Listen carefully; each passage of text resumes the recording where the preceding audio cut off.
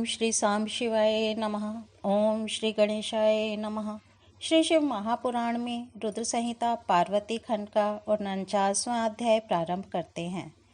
अग्नि परिक्रमा करते समय पार्वती के पदन नख को देखकर ब्रह्मा का मोहग्रस्त होना, बाल खिलियों की उत्पत्ति, शिव का कुपित होना, देवताओं द्वारा शिव स्तुति।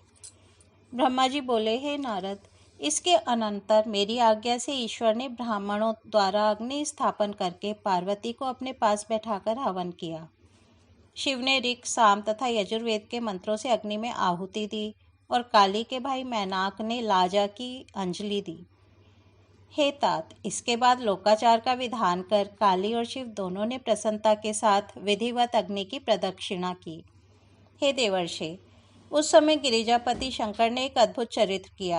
मैं आपके स्नेह के कारण उसका वर्णन करता हूँ, आप सुनिए। उस समय शिव की माया से मोहित हुआ मैं पार्वती के चरणों में मनोहर नख चंद्र को देखने लगा।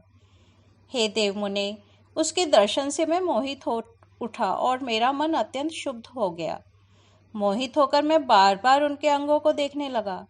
तब उस देखने से मेरा तेज शीघ्र ही पृथ्वी पर गिर गया और मैं अत्यंत लज्जित हो गया। यह देखकर महादेव जी अत्यंत कुपित हो गए और तब उन्होंने मुझ ब्रह्मा को शीघ्र मारने की इच्छा की। हे नारद, वहाँ सर्वत्र बड़ा हाहाकार होने लगा। सभी लोग कांपने लगे तथा विष को धारण करने वाले विष्णु को भय होने लगा। हे मुने, तब विष्णु आदि देवगण कोपयुक्त अपने तेज से प्रज्वलित होते हुए और मुझ ब्रह्मा को मारने के लिए उद्यत उन शिवजी की स्तुति करने लगे। देवता बोले, हे देवदेव, हे जगत व्यापिन, हे परमेश, हे सदाशिव, हे जगतपते, हे जगन्नाथ, हे जगन्मय, आप प्रसन्न हो। आप सभी पदार्थों की आत्मा, सबके हेतु, ईश्वर, निर्विकार, अव्यय, नित्य, निर्विकल्प, अक्षर तथा सबसे परे हैं। आप इस जगत के आदि, मध्य, अंत एवं अभ्यंतर तथा बाहर विराजमान हैं। आप अव्यय, सनातन एवं तत्पदवाच्य सच्चिदानंद ब्रह्म हैं। मुनि की कामना वाले दृढ़वृत्त मुनिजन सब प्रकार से संग का परित्याग कर आपके ही चरण कमल की उपासना करते हैं। आप अमृत स्वरूप, शोक रहित, निर्गुण, श्रेष्ठ, आनंद मात्र, व्यग्रता रहित, निर्विकार, आत्मा से रहित तथा माया से परे पूर्ण ब्रह्म हैं। आप संसार की उत्पत्ति, पालन तथा प्रलय के कारण हैं। इस संसार को आपकी अपेक्षा है, किंतु सर्वत्र व्यापक आप परमात्मा को किसी की अपेक्षा नहीं है। आप एक होते हुए भी सत एवं असत हैं, द्वैत एवं अद्वैत हैं। गढ़े हुए तथा ना गढ़े हुए स्वर्ण में जैसे वस्तु भेद नहीं है, वैसे ही आप भी हैं। पुरुषों ने अज्ञानता के कारण आप में विकल्प का आरोप किया है, इसलिए सोपाधि में भ्रम का प्रतिकार किया जाता है, किंतु निरुपाधि में नहीं। हे महेशान, हम सब आपके दर्शन मात्र से धन्य हो गए, क्योंकि आप दृढ़ भक्तों को आनंद प्रदान करते हैं। अतः हे शंभो, हम लोगों पर दया कीजिए।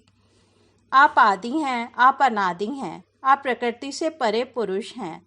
आप विश्वेश्वर, जगन्नाथ, निर्विकार एवं पर से भी परे हैं। हे प्रभु, रजोगुण युक्त ये जो विश्व मूर्ति पितामह ब्रह्मा है और सत्वगुण से युक्त पुरुषोत्तम विष्णु है, वे आपकी ही कृपा से हैं। कालाग्नि, रुद्र तमोगुण से युक्त हैं। आप परमात्मा सभी गुणों से परे हैं।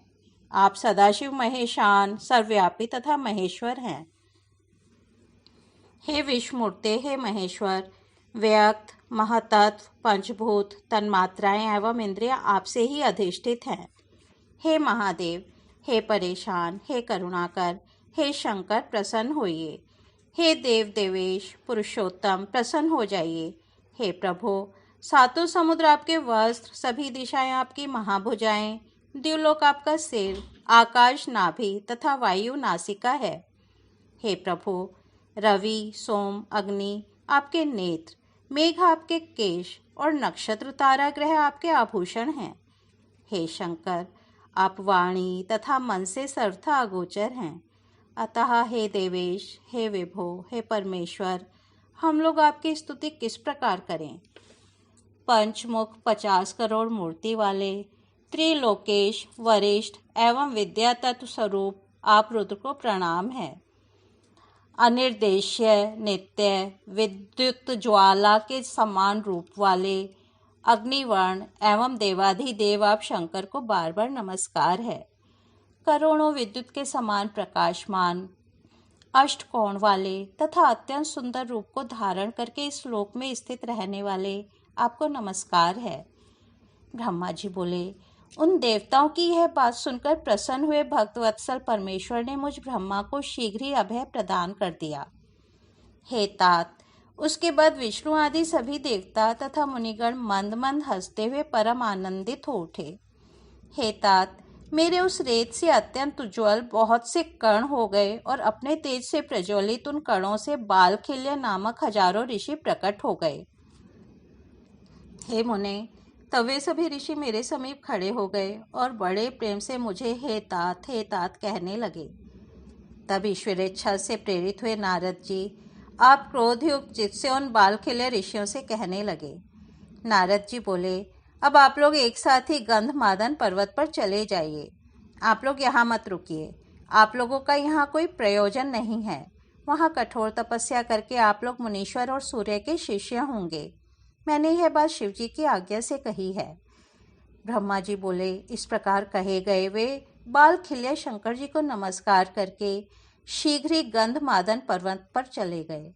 हे मुनीश्वर, तब शिव जी के द्वारा प्रेरित विष्णु आदि ने मुझे बहुत समझाया और मैं निर्भय हो गया और फिर सर्वेश शंकर को भक्त वत्सल, संपूर्ण कार्यों को करने वाला तथा दुष्टों के गर्व को नष्ट करने वाला समझकर उनकी स्तुति करने लगा। हे देवदेव, हे महादेव, हे करुणा सागर, हे प्रभु, आप ही सब प्रकार से सबके कर्ता, भर्ता तथा हर्ता हैं। मैंने यह अच्छी तरह से जान लिया है कि जिस प्रकार बलवान बैल नाथने से वश में हो जाता है, उसी प्रकार यह सारा चराचर जगत आपकी इच्छा से स्थित है। इस प्रकार कहकर हाथ जोड़कर मैंने शिव को प्रणाम किया और विष्णु आदि अन्य सभी ने भी उन महेश्वर की स्तुति की।